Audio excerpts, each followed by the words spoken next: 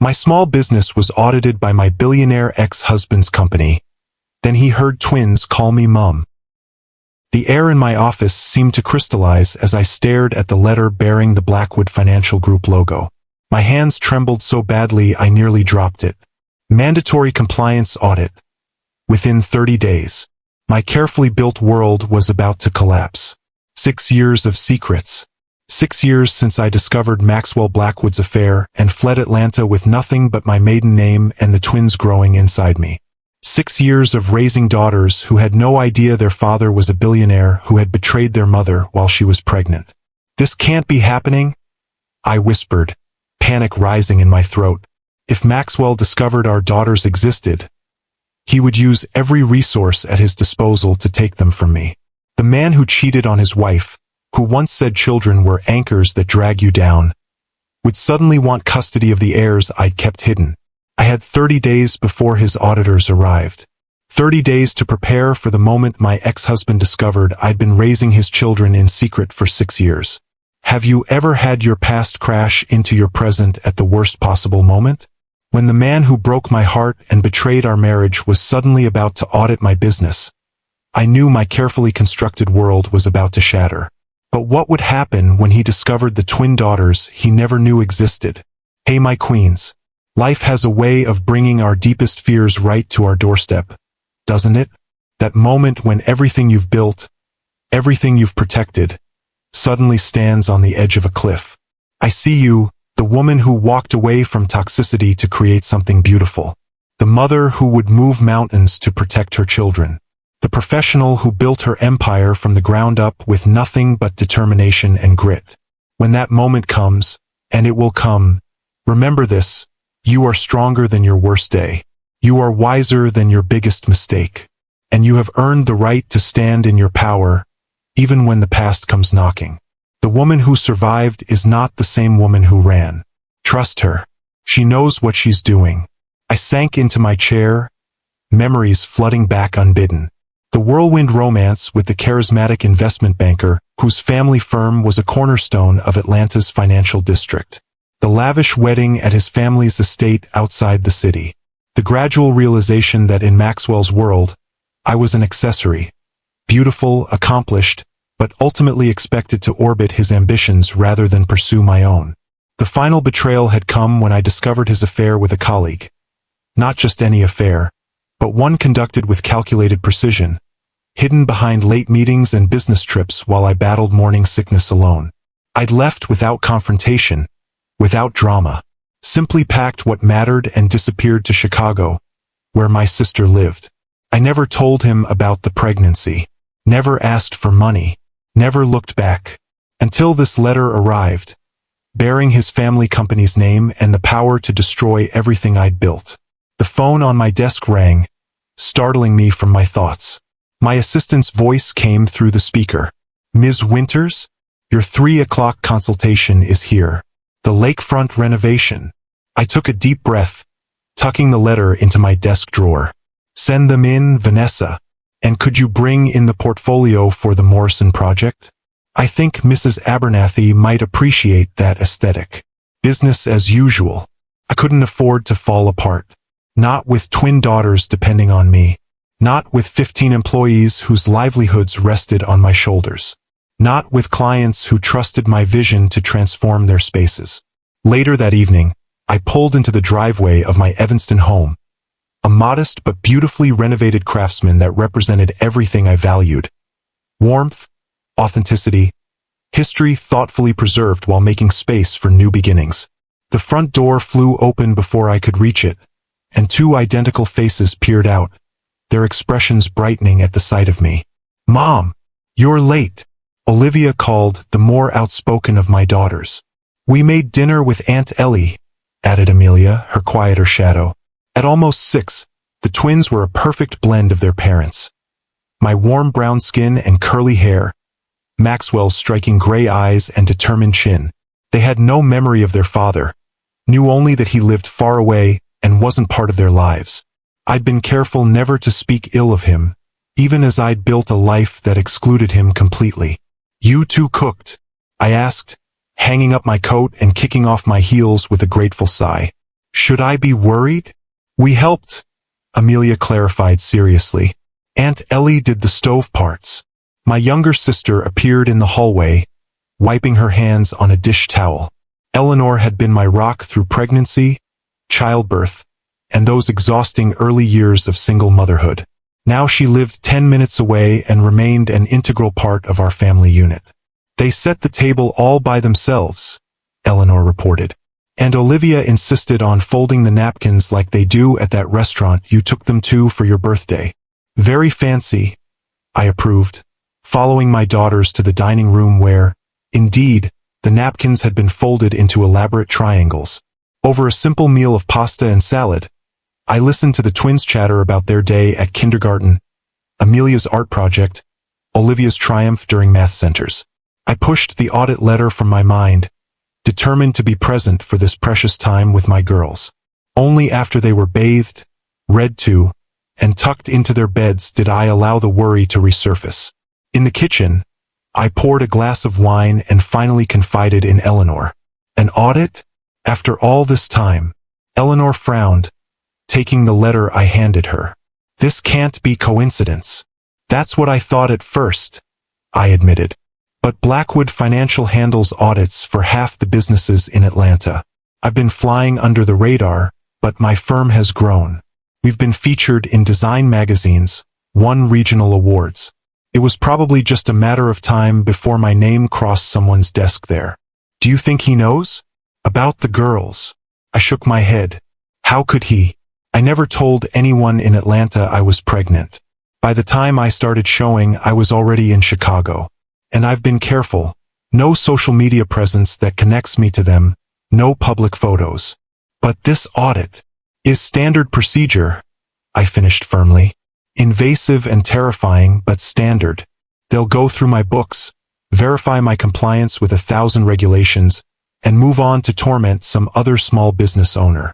Eleanor didn't look convinced. And if Maxwell himself shows up?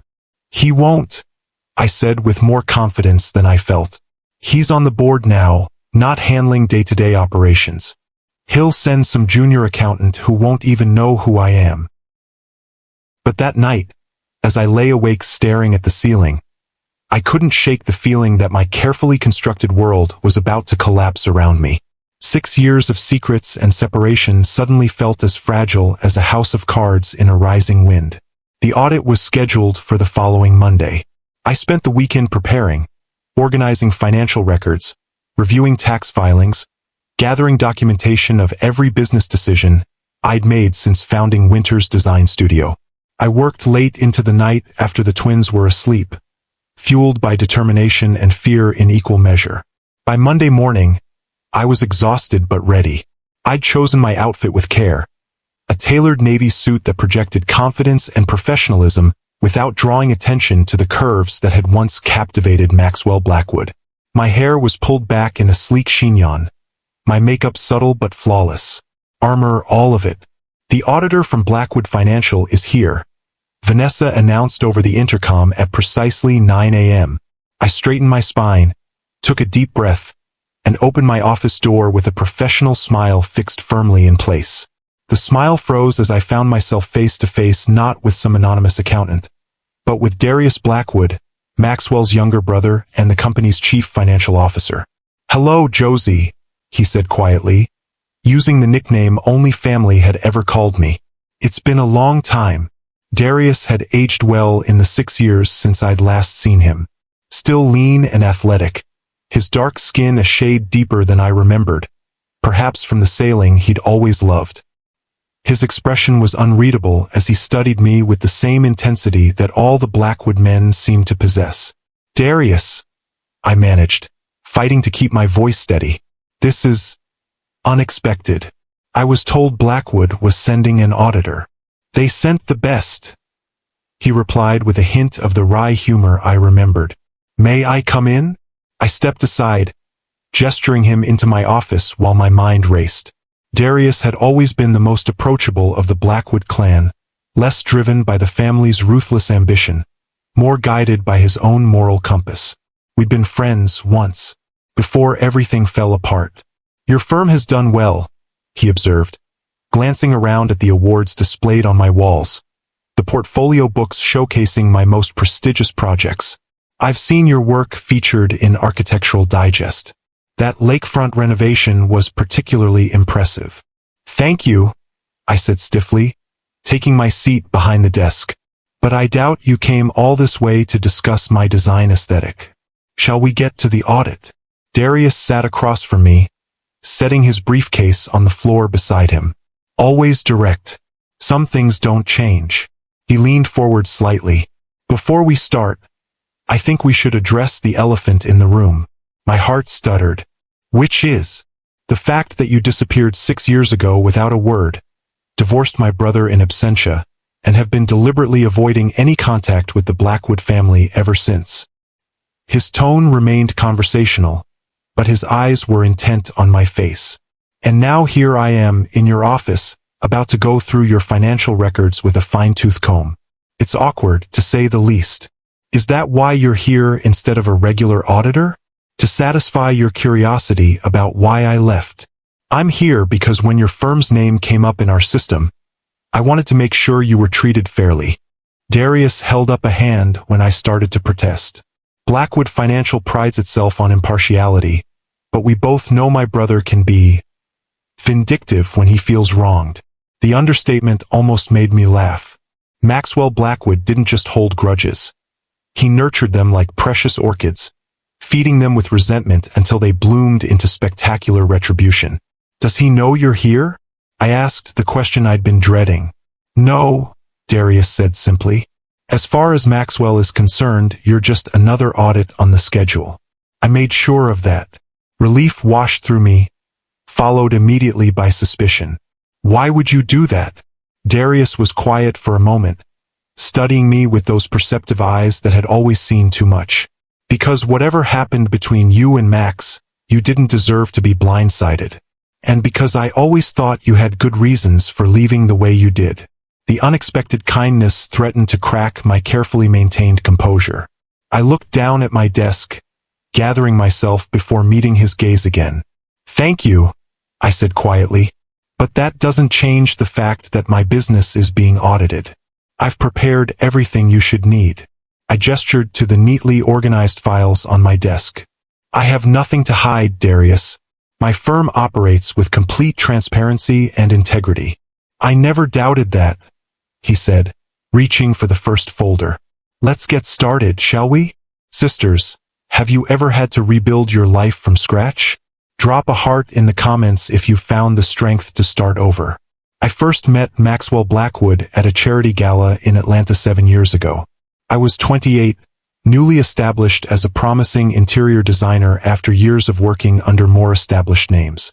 The event was at the High Museum of Art, and I was there representing my employer, whose firm had donated the design services for the renovation of the museum's East Wing. Maxwell stood out even in that crowd of Atlanta's elite, tall, impeccably dressed in a tuxedo that emphasized his broad shoulders, with that distinctive Blackwood confidence that bordered on arrogance. He was 34 and already a partner in his family's financial firm, with a reputation for brilliant investment strategies and ruthless business tactics. You're staring at the most eligible bachelor in Atlanta, my colleague had whispered, following my gaze. Maxwell Blackwood.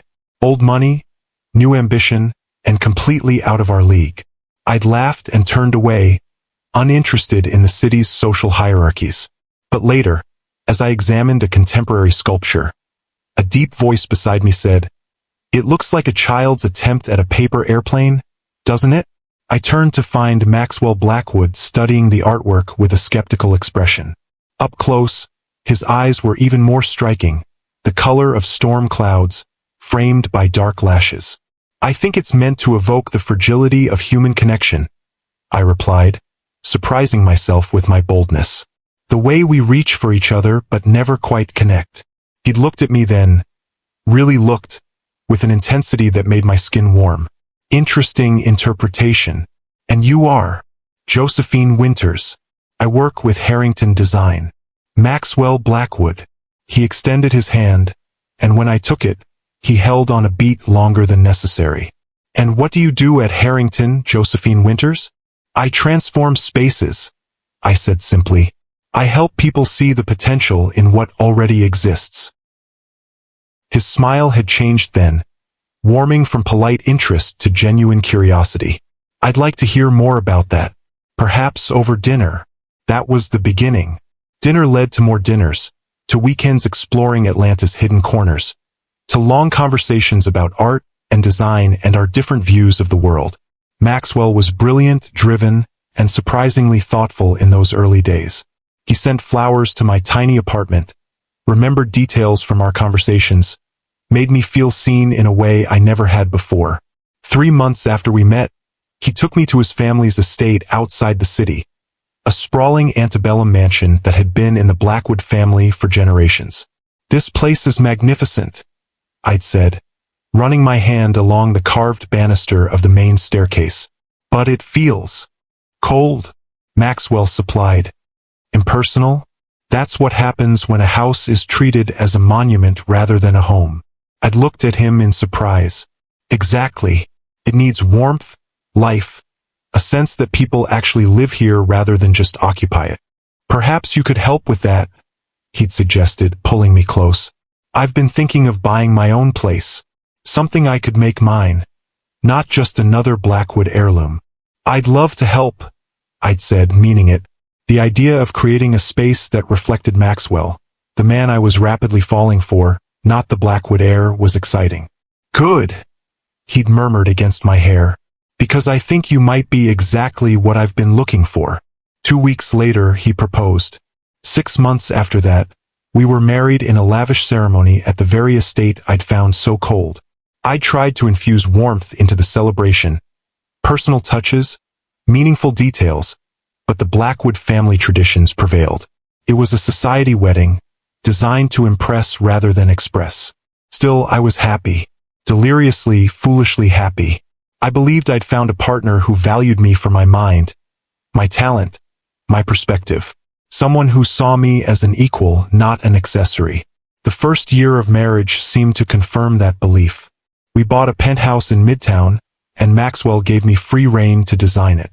I left Harrington Design to focus on our home and on establishing my own client base among Atlanta's elite. Maxwell's family connections opened doors that might have remained closed to me otherwise, and I was grateful for the opportunity to prove myself. But gradually, almost imperceptibly, things began to change. Maxwell's work hours grew longer. Family obligations took precedence over our plans. My design projects were expected to accommodate his schedule, his preferences, his family's expectations. "It's just how things work in our world, Josie," he'd say when I expressed frustration.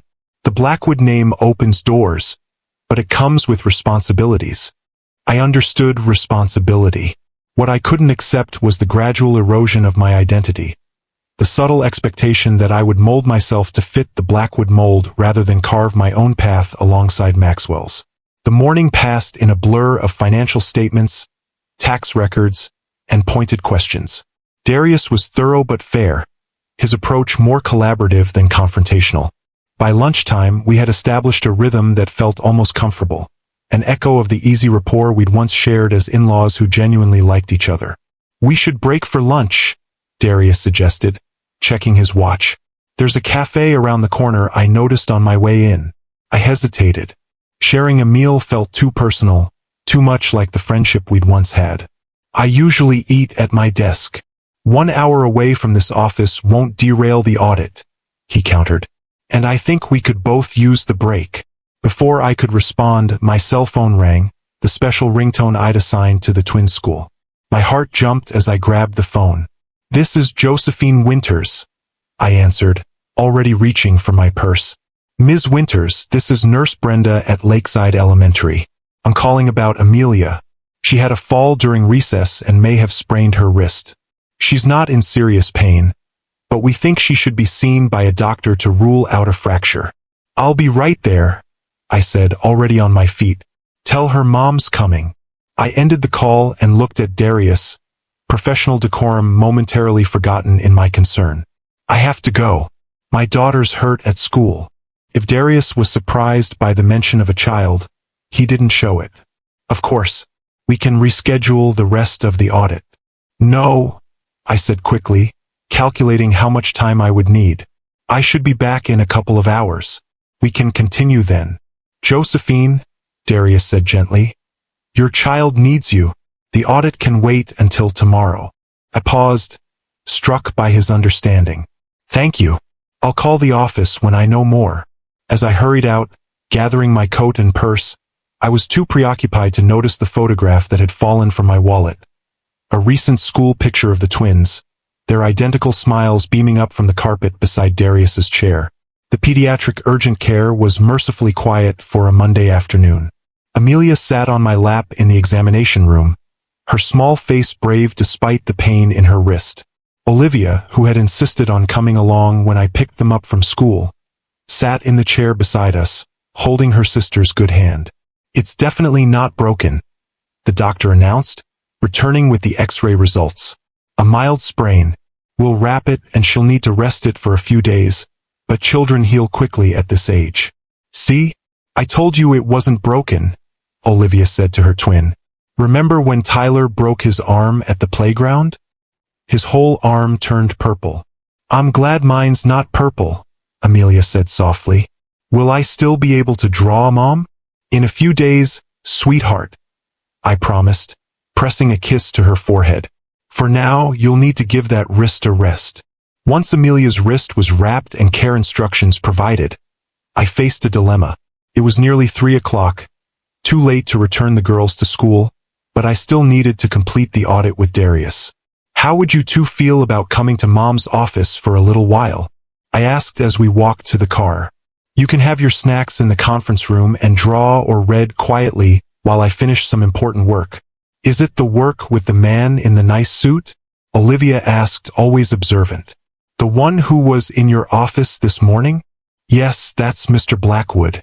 He's an old friend who's helping with some business paperwork. The half-truth tasted bitter, but I wasn't ready to explain the complexities of their past to my daughters. I like his smile, Amelia offered unexpectedly. He looks kind.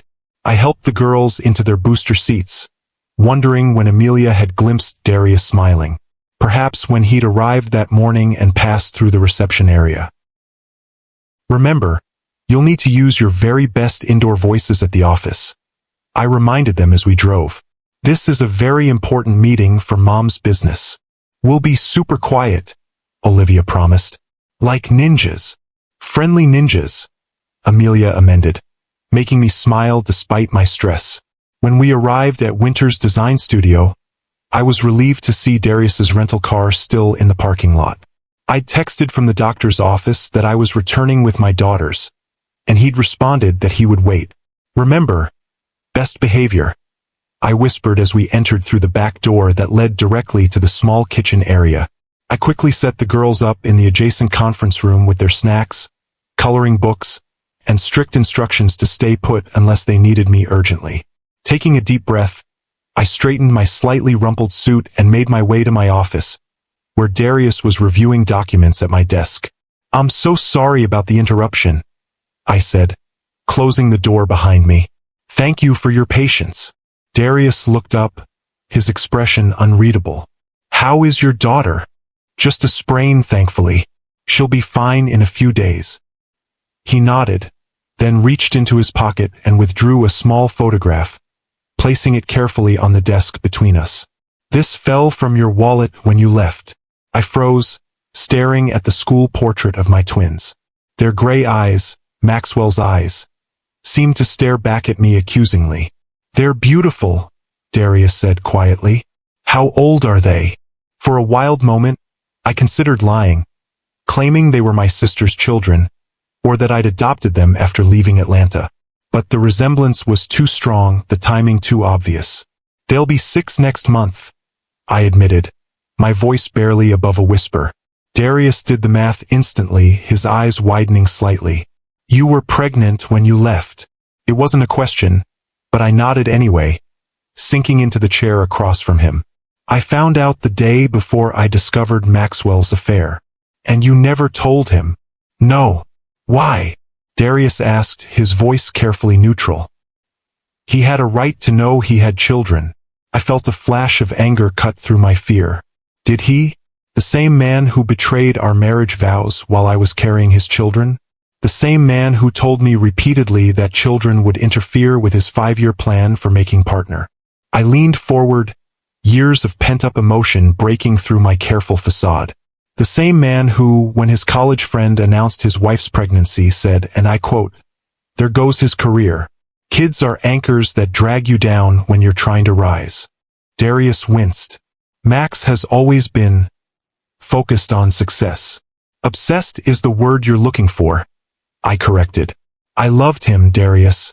God help me, I loved him with everything I had. But when I found those hotel receipts, when I saw the text messages, I realized I would never be his priority. And I refused to raise children who would grow up feeling like inconveniences in their father's grand plan. So you left without a word.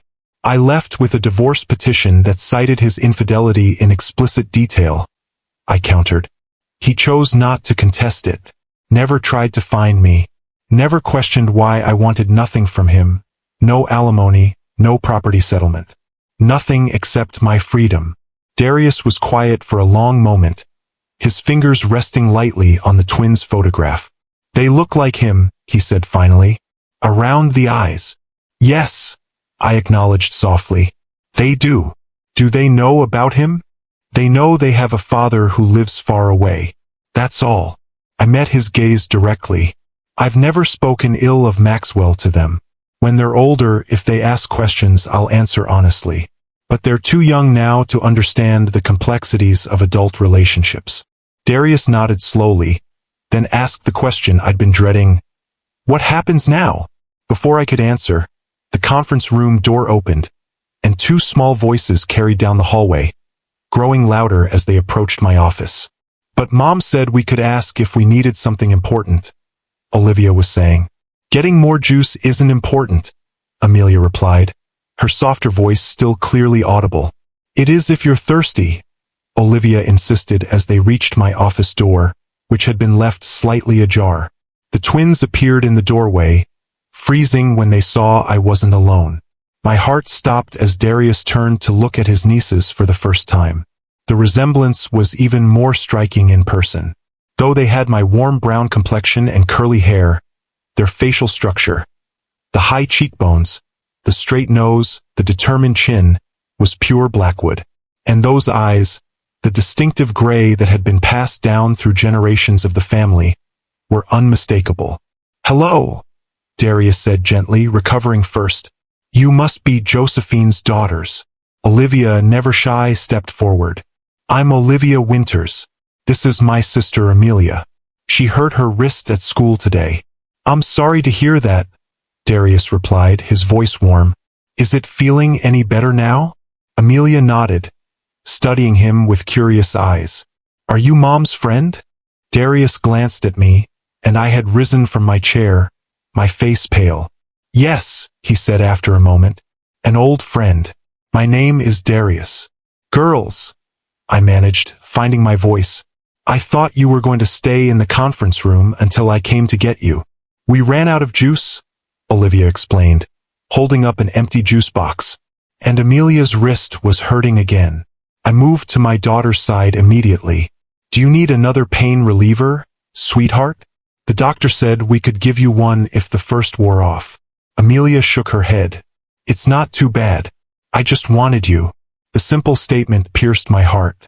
I knelt to hug her carefully, avoiding the injured wrist. I'm right here. Why don't you and Olivia go back to the conference room, and I'll bring some more juice in just a minute. Can we meet your friend first? Olivia asked, her eyes fixed on Darius with undisguised curiosity. You never have friends visit at the office. I hesitated, looking up at Darius, who gave an almost imperceptible nod. Mr. Blackwood is here on business, I explained, choosing my words carefully. He's helping me with some important paperwork for the company. Blackwood, Amelia repeated, her brow furrowing. That's a pretty name. Thank you, Darius said with a smile. It's a family name. Olivia tilted her head, studying him with the directness only children can manage. You have eyes like ours. The observation hung in the air, innocent yet devastating in its accuracy. I felt the room tilt slightly, my carefully constructed world shifting on its axis. Many people have gray eyes, I said quickly, rising to my feet. Now, let's get you both back to the conference room with fresh juice boxes, and I'll finish my meeting with Mr. Blackwood. It was nice to meet you both, Darius said, his voice remarkably steady despite the emotion I could see in his eyes. Perhaps we'll see each other again sometime. I hope so, Olivia replied cheerfully. Mom doesn't have many friends. Olivia, I admonished gently, guiding my daughters toward the door. That's not appropriate. But it's true, Olivia insisted. You only ever see clients and Aunt Ellie. And Ms. Vanessa, Amelia added helpfully. And now Mr. Blackwood, Olivia concluded triumphantly. So that's good. I managed a strained smile. I'll be right back, I said to Darius, ushering the twins out and closing the door behind us. In the conference room, I quickly settled the girls with fresh juice boxes and a gentle reminder to stay put this time. I need just a little more time with Mr. Blackwood, and then we'll go home. Can you be my good helpers for 20 more minutes? Yes, Mom, they chorused, already returning to their coloring books. I took a moment in the hallway to compose myself before returning to my office. The situation was spiraling beyond my control. Darius had seen the twins, had recognized them instantly as Blackwoods. There was no going back from this moment. When I re-entered my office, Darius was standing by the window, his back to the door, shoulders tense beneath his impeccable suit. They're remarkable, he said without turning around. Bright, articulate, confident. You've done an amazing job with them, Josie. Thank you, I said quietly, closing the door. Darius, they're Maxwell's children, he interrupted, finally turning to face me. My brother's daughters. My nieces. I nodded, unable to deny the obvious truth. Yes, and he has no idea they exist. No. Darius ran a hand over his face, a gesture so reminiscent of his brother that I felt a pang of old grief. This changes everything. Tag a sister who helped you through your darkest times. Where would we be without the women who hold us up when we can't stand alone? It doesn't have to, I said quickly. The girls are happy, Darius. They're thriving. They don't need to be dragged into the Blackwood family drama. They're heirs to one of the largest financial firms in the Southeast, Darius pointed out. They have grandparents, uncles, cousins who don't know they exist. A father who never wanted them. I cut in, my voice sharp with protective instinct. Who would see them as complications in his perfect life? You don't know that, Darius argued. People change. Circumstances change. Maxwell is different now. I gave a bitter laugh. Different how? More ambitious? More ruthless? More dedicated to the Blackwood legacy? He's a father, Darius said quietly. He has a 3-year-old son. The revelation hit me like a physical blow. I sank into my chair, trying to process this new information. Maxwell had another child, a son, the Blackwood heir he'd always wanted. He remarried? I asked, hating the tremor in my voice. Darius nodded. 4 years ago. Victoria comes from a banking family in Virginia. Very suitable. He added with a hint of the old irony I remembered. Their son, James, is the apple of Maxwell's eye. He's softer with him than I expected. More patient. Good for him, I said, fighting to keep my voice neutral. I'm glad he found what he wanted. Josie, Darius said gently, coming to sit across from me. I understand why you left.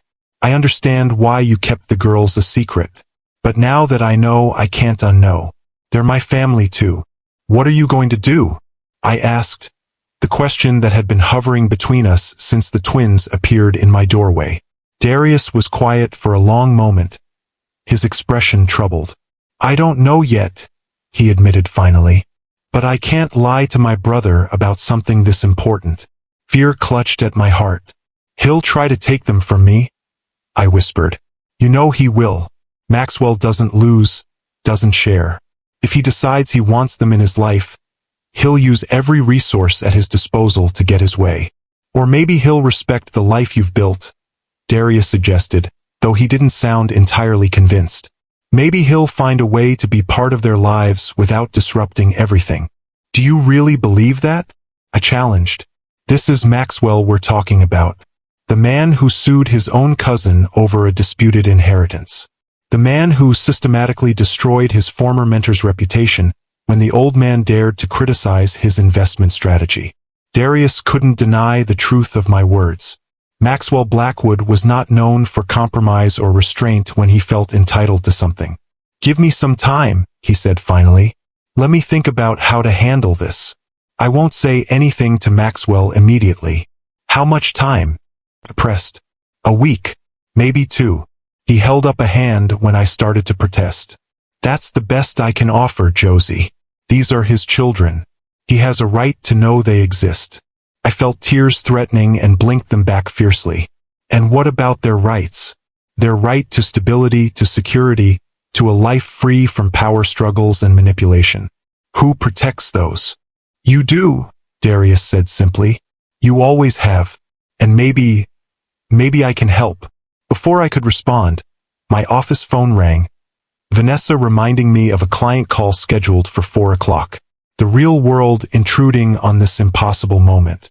I need to take this, I said, grateful for the interruption. And you need to finish the audit. Darius nodded, recognizing my retreat into professionalism for the defense mechanism it was. We'll continue tomorrow, he said, gathering his papers. Same time. Yes, I agreed, already reaching for the phone. Tomorrow. As Darius left, closing the door quietly behind him, I took a deep breath and answered the call, forcing my voice into its professional cadence. But inside, my mind was racing, calculating options, planning contingencies. I had 1 week, 2 at most, before Maxwell Blackwood discovered he had twin daughters. And when that happened, the careful life I'd built would never be the same. That night, after the twins were asleep, I sat at my kitchen table with Eleanor, a bottle of wine between us and the weight of the day's revelations hanging heavy in the air. He recognized them immediately, I said, staring into my glass. One look, and he knew they were Blackwoods. Of course he did, Eleanor replied. They have the family eyes, and that stubborn chin, pure Maxwell. What am I going to do, Ellie? My voice cracked slightly. Darius says he'll give me a week or 2, but then he's telling Maxwell. And when that happens, you could run again, Eleanor suggested, though she didn't sound convinced. Take the girls and start over somewhere new. Europe, maybe, or Canada. I shook my head. I can't do that to them. They have friends here, school, stability. And running would only prove I have something to hide. If, when Maxwell finds us, it would make me look guilty in any custody dispute. You think it will come to that? I don't know, I admitted. Darius says Maxwell has changed, that he's a devoted father to his son. I took a sip of wine, the bitterness matching my mood. Maybe he has, or maybe he just sees the boy as his legacy, the future of Blackwood Financial. What does your lawyer say? Eleanor asked practically. That I have a strong case for maintaining primary custody.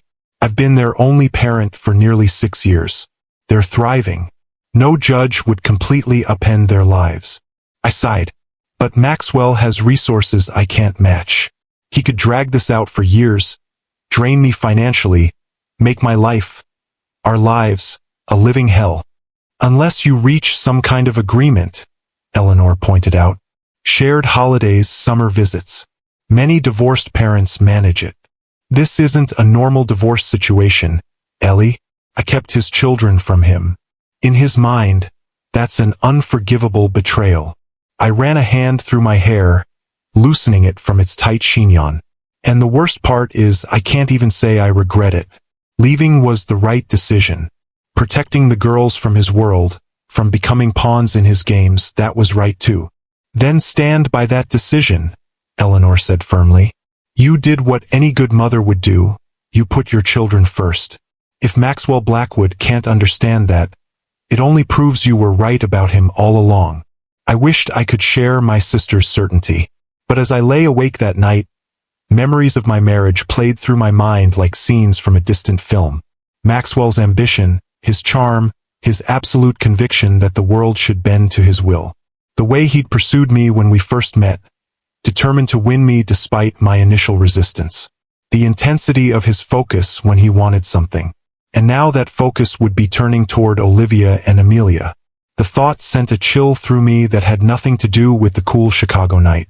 The next morning, I dropped the twins at school with extra tight hugs and a promise to pick them up early for ice cream after their checkup with the pediatrician. Amelia's wrist was already improving, but I'd scheduled a follow-up appointment to be safe. At the office, I found Darius waiting in the reception area, his expression grave. "We need to talk," he said without preamble. Privately, in my office with the door firmly closed, he handed me his tablet. On the screen was an email from Maxwell Blackwood himself, the timestamp showing it had been sent at 6:17 that morning. "Darius, Jennifer tells me you're personally handling an audit for a design firm in Chicago, Winters Design Studio. Isn't that Josephine's maiden name? Is this the same Josephine who was once married to me? Or just a coincidence? If it is her, I want a full report when you return. Not just on the audit, but on her. It's been 6 years since she disappeared. I'm curious to know what she's been doing with herself." Maxwell. I felt the blood drain from my face. How did he find out? "I don't know," Darius admitted. "Someone at the office must have mentioned I was in Chicago for an audit. He probably saw your firm's name on the schedule." "What are you going to tell him?" Darius took the tablet back, his expression troubled. "I don't know yet, but this changes our timeline. He's already asking questions." I stood, pacing the length of my office. "I need to talk to my lawyer. Today. Now." "That's probably wise," Darius agreed. "For what it's worth, I think you should be the one to tell him about the twins. Before he finds out some other way." "And say what?" "Hello, Maxwell, remember me? The wife you cheated on. Surprise, you have 5-year-old twin daughters you never knew about." I shook my head. "There's no good way to have that conversation." "No," Darius acknowledged. "But some ways are less bad than others. And if you take control of the narrative, you might be able to set the terms of engagement." I stopped pacing, struck by the wisdom in his words. If Maxwell found out about the twins from someone else, from Darius, from a private investigator, from a chance encounter, his reaction would be unpredictable, potentially explosive. But if I approached him first on my terms, "I need to think," I said finally, "and I need to talk to my lawyer." "Of course." Darius glanced at his watch. "I should finish the audit today. Your books are in excellent order, by the way. I'll have the official report ready by tomorrow." "And then you go back to Atlanta," I said, the implication clear. Back to Maxwell. Back to questions I wasn't ready to answer. "Yes." Darius hesitated. "Josie, whatever you decide, I want you to know I'm on your side. Not against Maxwell, but for the twins. For what's best for them." The sincerity in his voice touched me. "Thank you," I said softly. "That means more than you know." After Darius left, I called my lawyer, Rebecca Chen, and scheduled an emergency consultation for that afternoon. Then I called Eleanor. "I need you to pick up the girls from their doctor's appointment," I explained. "I have to meet with Rebecca." "Of course," Eleanor agreed immediately. "Is everything okay?"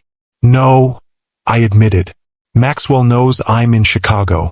He doesn't know about the twins yet, but it's only a matter of time." "What are you going to do?"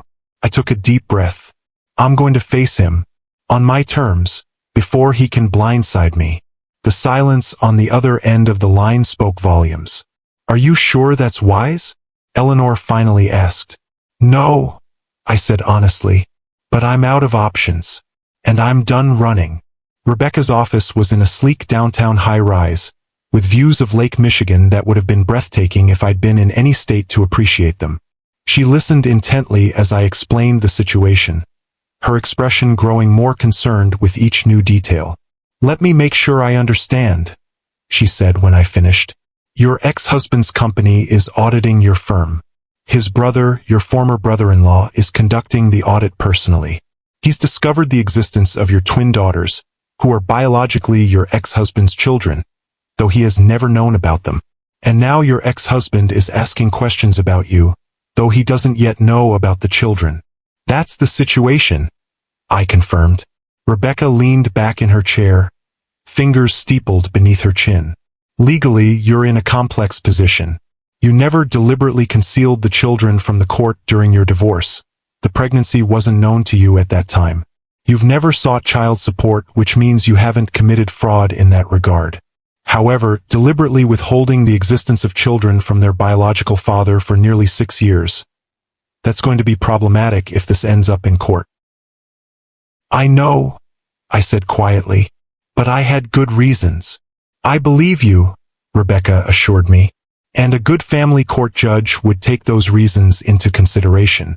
Your ex-husband's infidelity, his expressed negative views on parenthood, your concerns about the children's emotional well-being, these are all valid factors, but they don't negate his parental rights. So what do I do? If you're determined to approach him first, we need to prepare carefully. Document everything, your reasons for leaving, your life with the twins, their routines, their stability. We'll draft a proposed custody and visitation agreement that acknowledges his rights while prioritizing the girls' well-being and minimizing disruption to their lives. And if he rejects that, if he demands full custody or tries to take them to Atlanta, Rebecca's expression was grave. Then we fight. But Josephine, you need to be prepared for the possibility that some form of shared custody may be inevitable. The courts generally believe that children benefit from relationships with both parents, absent abuse or neglect.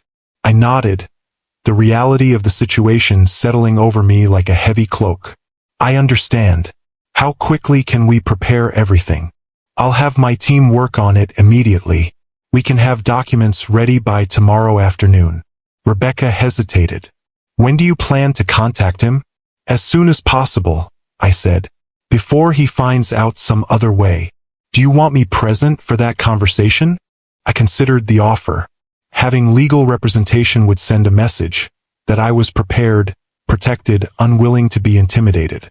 But it would also set an adversarial tone from the beginning. No, I decided. This first conversation needs to be between Maxwell and me. But I want everything in place before I make that call. Rebecca nodded. I'll have the documents ready tomorrow. And Josephine, try to remember that this isn't just about you and your ex-husband. It's about what's best for your daughters. They're all I think about, I said softly. Everything I've done. Leaving Atlanta, building my business, creating our home here. It's all been for them. Then trust that, Rebecca advised. Trust your instincts as their mother. And let's make sure the legal groundwork supports those instincts. When I arrived home that evening, the house was filled with the scent of baking cookies and the sound of children's laughter. I found Eleanor in the kitchen with the twins, all three dusted with flour, decorating sugar cookies with brightly colored icing. Mom!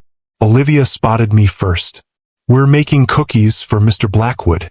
Aunt Ellie said it was a good idea because he was nice about your audit. I shot my sister a questioning look. She shrugged. They wanted to do something nice. I figured cookies were harmless. Look, I made this one special, Amelia said, holding up a cookie decorated with a wobbly blue sailboat. Aunt Ellie said he likes sailing. My heart constricted at the innocent gesture.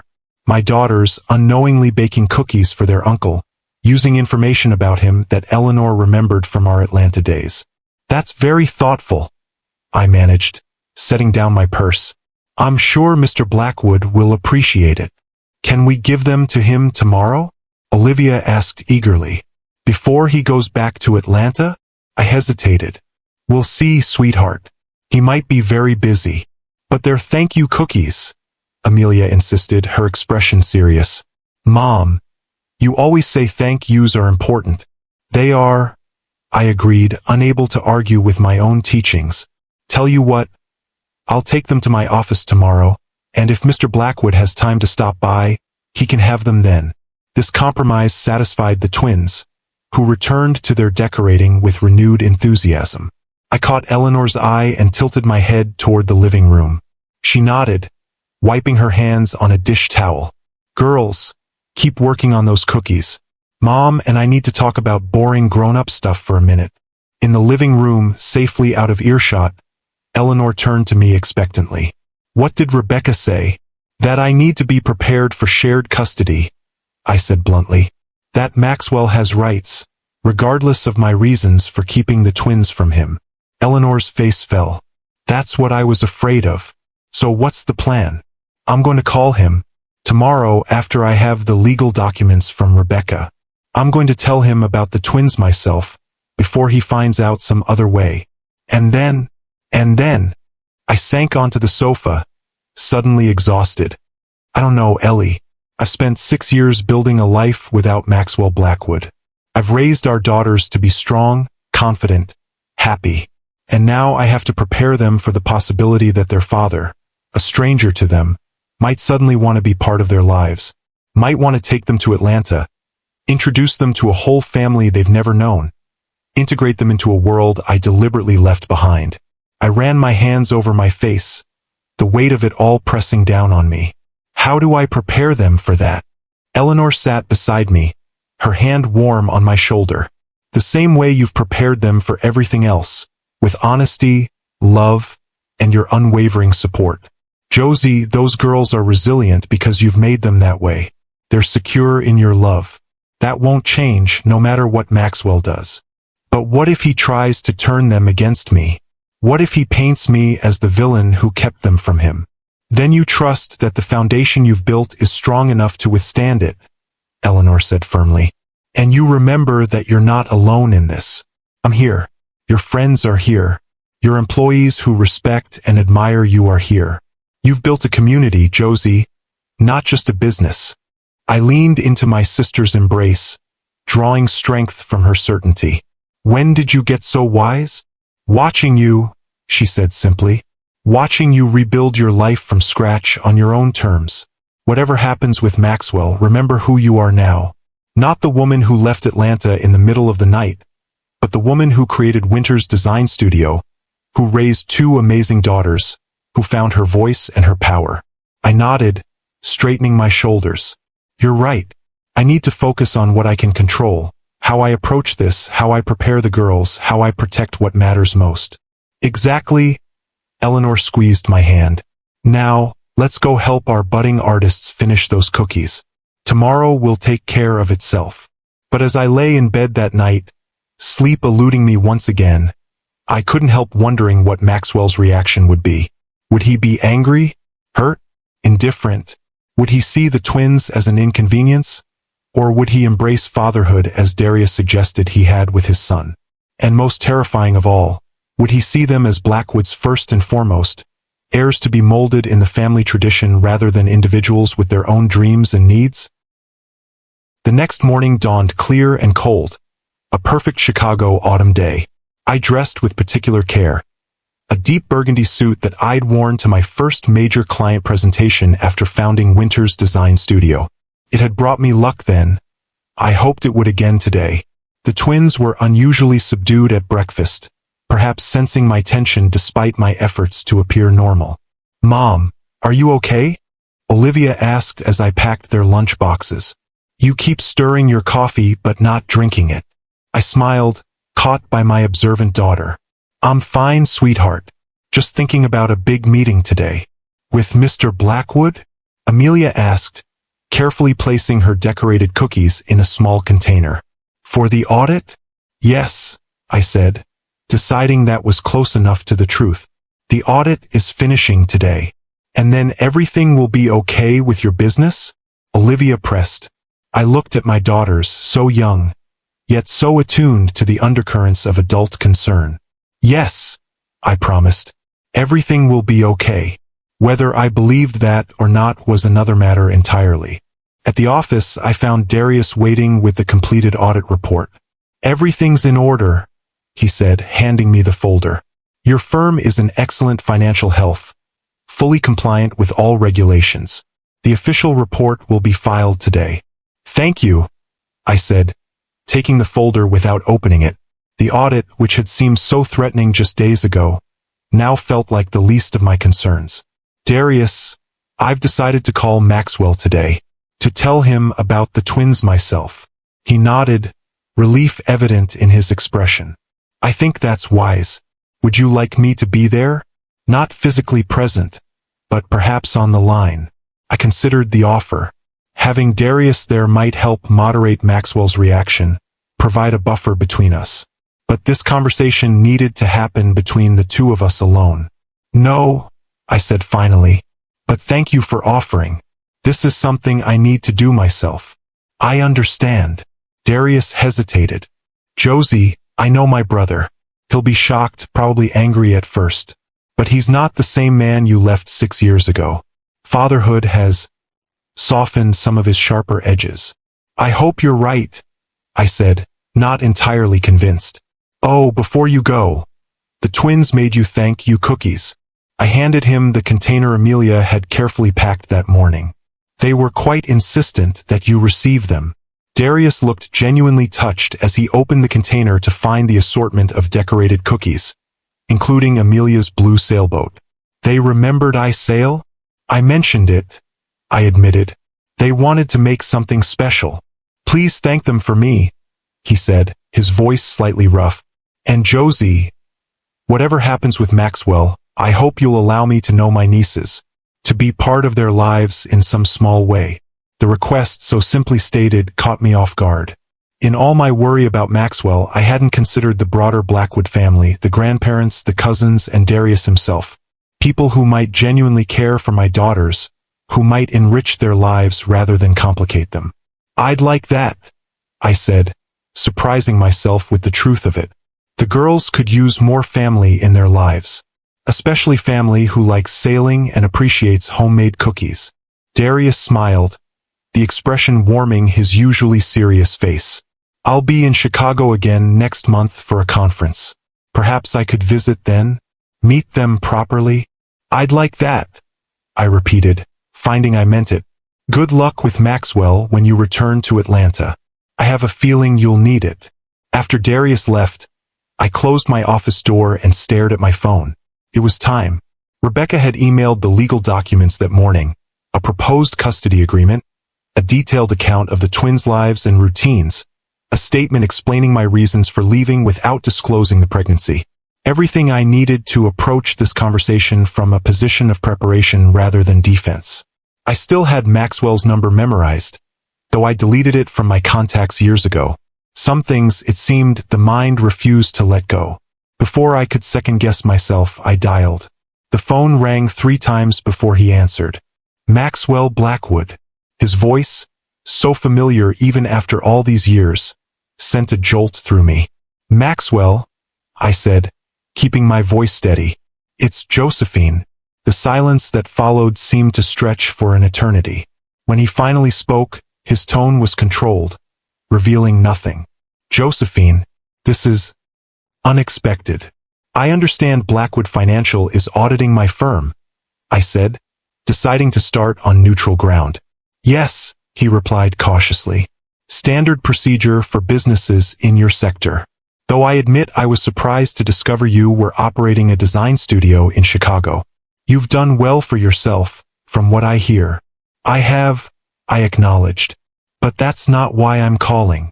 I assumed as much. Pause. Why are you calling, Josephine? It's been 6 years without a word. I took a deep breath.